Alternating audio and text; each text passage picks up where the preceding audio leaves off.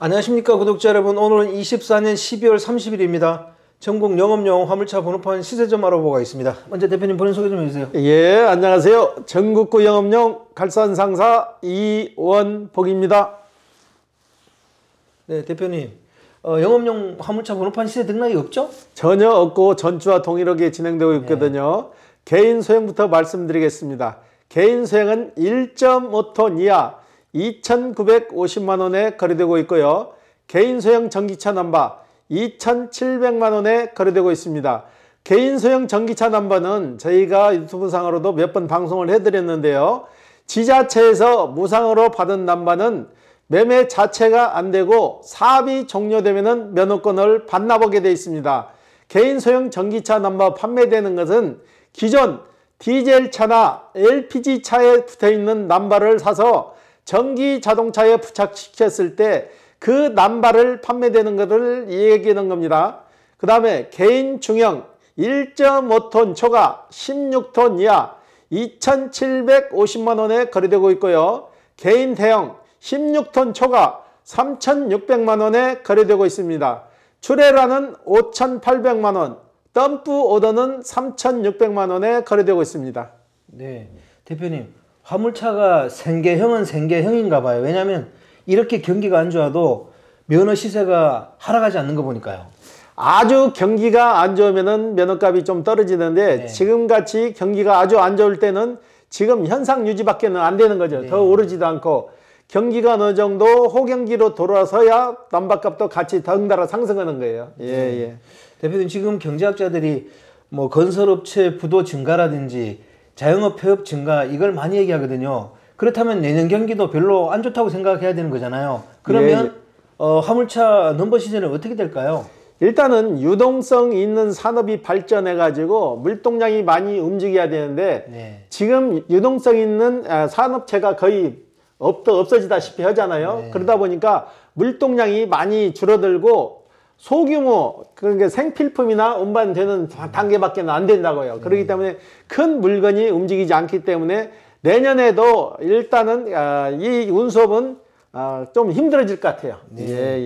대표님, 화물 경기하고 건설업하고 어떤 상관관계가 있을까요? 화물차하고 건설하고는 밀접하죠. 일단은 화물차는 물건을 실어날려야 하는 구조잖아요. 그런데 건설 경기가 위축되다 보면은 건축 자재 운반 비율이 적어진다는 얘기죠. 일단은 지금 건설 현장이 거의 올 수도 없댔잖아요. 큰 건설 회사만 몇 군데 움직이지고 소규모 건설 현장은 지금 거의 답보 상태이기 때문에 물동량이 없어지는 얘기죠.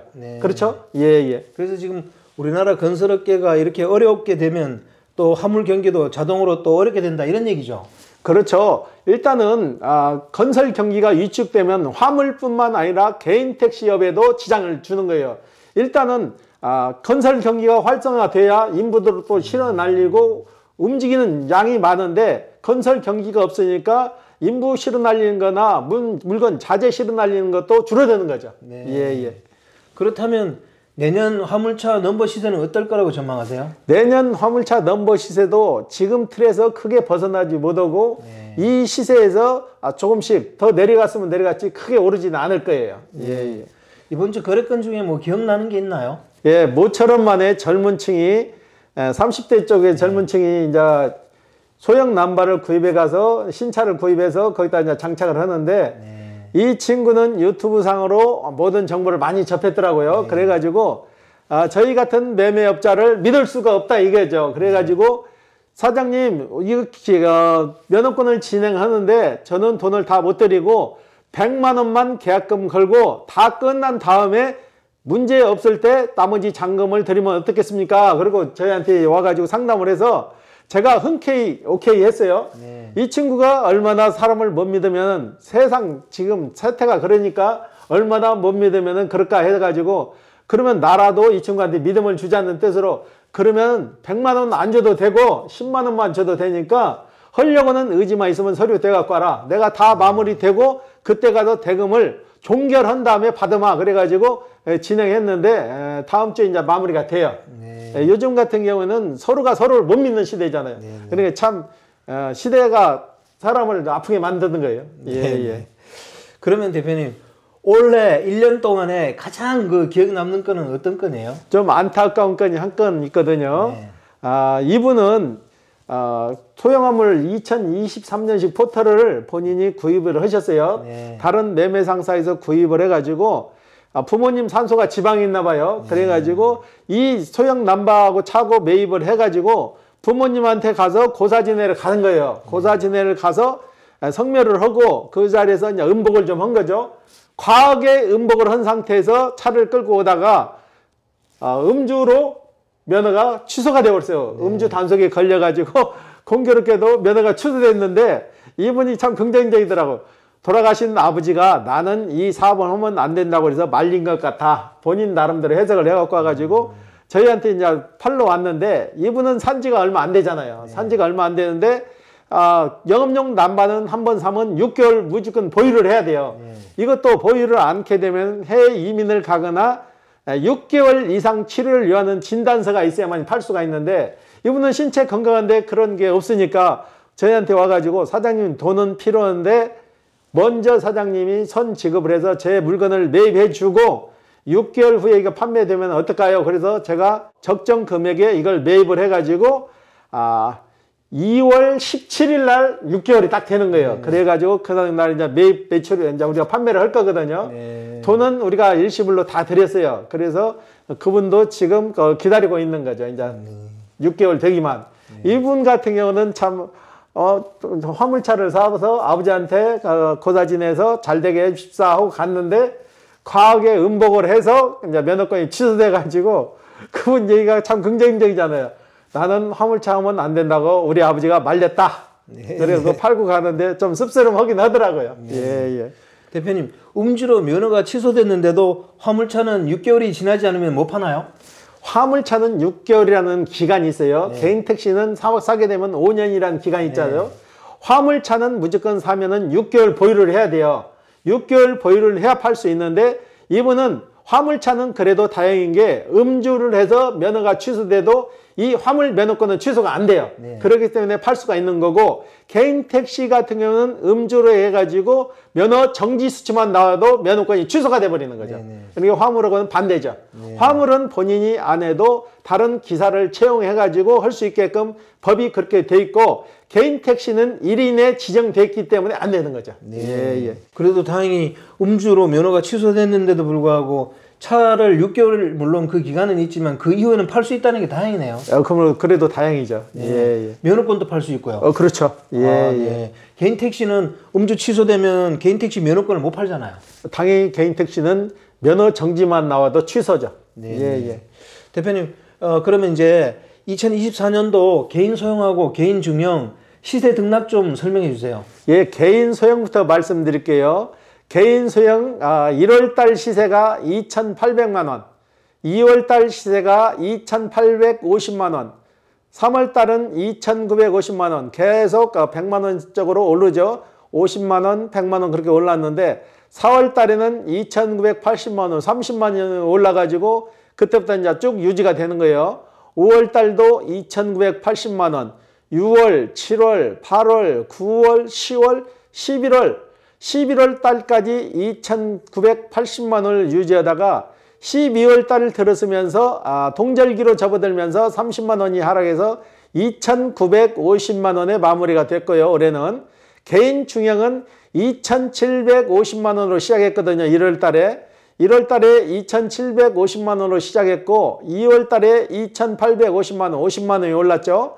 3월 달에도 2,850만 원, 4월 달에도 2,850만 원, 5월 달 접어들면서 이제 시세 하락이 시작되는데 2,750만 원으로 100만 원 정도가 떨어졌죠. 그 다음에 6월 달부터는 이 시세를 계속 물고 가는 거죠. 6, 7, 8, 9, 10, 11, 12월 달까지 2,750만 원 시세를 유지하고 2024년도는 종료가 됐습니다. 대표님, 2024년도는 개인 소형이나 개인 중형은 큰 변화가 없었네요. 화물차는 경기가 너무 없는 관계로 큰 틀에서 오르지도 않고 내리지도 않고 이 시세를 거의 유지하고 끝난 거죠. 1년이. 요즘 그 화물업계에 진입하시는 분들은 주로 개인 소형 쪽으로 진입하시는 거죠? 개인 소형 쪽으로 진입하는 확률이 한 70% 정도. 네.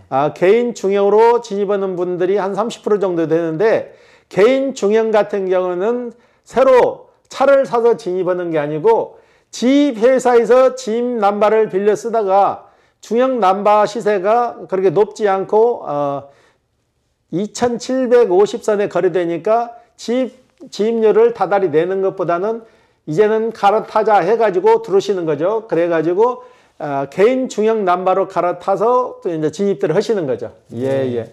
개인 중형 쪽으로 진입하려 그러면 차값이 엄청 비쌀 거 아니에요. 신차를 사게 되면 비싸니까 본인이 지입하던 회사에서 본인 차를 가지고 개인 중형 시장을 남바를 사가지고 개인 중형으로 이제 들어오는 거죠. 예. 최근에 회사를 정년 퇴직하고 화물 쪽으로 진입하시는 분들이 좀 있습니까? 거의 주류죠. 개인 택시보다는 적은데 개인 소형 쪽으로는 많이 진입을 하시는데, 이분들은 개인 소형 1톤 차나 그렇지 않으면 밴 종류를 많이 선호하시죠. 예. 마지막으로 대표님, 내년에 화물차 업계로 진입하시려는 분들에게 조언 부탁드립니다. 화물차는 목돈이 되는 게 아니고 본인이 어느 정도 체력이 뒷받침되고 성실해야만이 이럴 수 있는 직업입니다. 이거는 1억 천금을 노리는, 이거는 1억 천금이 생기는 직업이 아니고 한 건 한 건 일을 해서 본인이 땀 흘려 가지고 바퀴가 굴러야 돈이 되는 직업이니까 너무 쉽게 생각하지 마시고, 어떤 직업이든지 힘든 것은 따르는데 너무 손쉬운 일만 찾아서 할 것 같으면 아예 진입을 안 하시는 게 나을 것 같아요. 본인이 물건을 싣다 보면 수작업도 있고 지게차 상하차도 있는데, 손쉬운 지게차 상하차만 찾으면은 수작업 하는 짐도 걸릴 수 있는데, 이 짐을 마다하고 손쉬운 짐만 찾게 되면은 굉장히 어려움이 따르는 거예요. 그러니까 각오를 단단히 하시고, 수작업도 본인 능력이 얼마든지, 본인 체력이 얼마든지 가능하니까 나는 틀림없이 할 수 있다 하는 그런 기본 자세로 들어오시면 그래도 괜찮을 것 같아요. 예. 보통 정년퇴직을 하면 60이 넘잖아요. 예. 그때 화물차 업계로 진입해도 늦지 않을까요? 요즘은 거의 75세, 80세도 하시는 분들이 많아요. 네. 이분들도 잘 하시고, 제가 맨날 예를 들어드리는 분이 있는데, 이분도 75세이든지 올해 이제 76세로 돌아가셨는데, 이분도 지금 일 잘하고 계세요. 네. 이분도 집에서 사모님이 말리지만 않으면은 50만 원 버는 거는 껌이라고 하시는 분이에요. 네. 그래서 제가 자신 있게 말씀드리는데, 이러는데 나는 이러는 방법도 모르고 일자리도 찾을 수 없으니까 그걸 어떻게 좀 해십사 하시는 분들은 오시면은 저희가 일자리까지 해서 책임져 가지고 어느 정도 일을 할 수 있게끔 도와드리니까 너무 걱정하지 마시고 오시면 될 것 같아요. 예. 오늘 인터뷰 감사드립니다. 예. 네, 구독자 여러분, 오늘 24년 12월 30일입니다. 화물차 넘버 시세는 변함이 없고요.